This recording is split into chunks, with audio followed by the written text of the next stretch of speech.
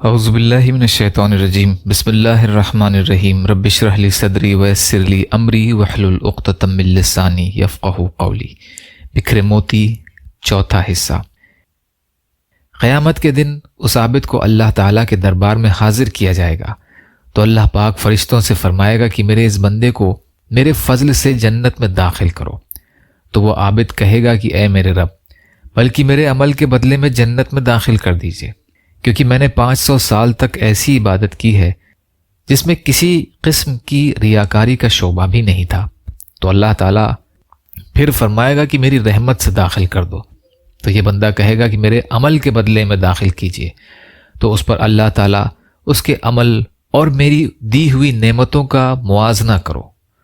تو موازنہ کر کے دیکھا جائے گا کہ اللہ نے جو اس کو بینائی عطا فرمائی ہے، صرف بینائی کی نعمت اس کی 500 سال کی عبادت کا احاطہ کر لے گی۔ اس کے بعد پورے جسم میں کان کی نعمت، زبان کی نعمت، ہاتھ کی نعمت، ناک کی نعمت، پیر کی نعمت، دل و دماغ کی نعمت، ان سب کا بدل باقی رہ جائے گا۔ پھر اس کے علاوہ جو 500 سال تک اللہ تعالیٰ نے میٹھا پانی پلایا ہے اور انار کا پھل کھلایا ہے، ان تمام کا بدل باقی رہ جائے گا۔ تو اللہ پاک فرمائے گا کہ اس کی 500 سال کی عبادت تو صرف ایک نعمت کے بدلے میں ختم ہو گئی، ہماری باقی نعمتوں کا بدل کہاں ہے؟ لہٰذا اس کو جہنم میں داخل کر دو۔ تو فرشتے اسے گھسیٹ کر جہنم کی طرف لے جانے لگیں گے۔ تو وہ چلانے لگے گا کہ اے میرے رب، محض اپنی رحمت سے مجھے جنت میں داخل فرما دیجیے۔ تو اللہ تعالیٰ کی طرف سے کہا جائے گا کہ تجھے اپنی 500 سال کی عبادت پر بڑا ناز تھا، اب تیری عبادت کہاں چلی گئی؟ اور خطرناک سمندر کے بیچ میں نے تجھے انار کے پھل کھلائے اور 500 سال تک مسلسل میٹھا پانی پلایا، میری ان نعمتوں کے بدلے تم کیا لائے ہو؟ تو وہ کہے گا اے اللہ، تو اپنی رحمت سے مجھے جنت میں داخل فرما، تیری رحمت کے بغیر کچھ نہیں ہو سکتا۔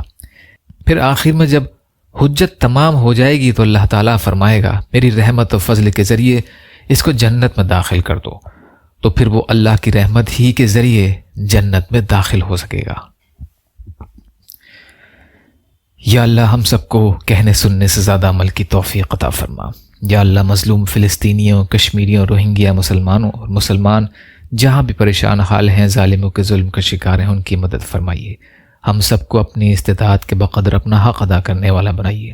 یا اللہ اپنے حلال میں سے دیجیے، حرام سے بچائیے، اپنے غیر سے بے نیاز کر دیجیے، جو مانگا وہ بھی عطا کر دیجیے، جو بھول گیا عطا فرما دیجیے۔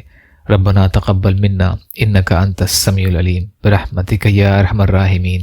لا الہ الا اللہ محمد رسول اللہ۔ السلام علیکم۔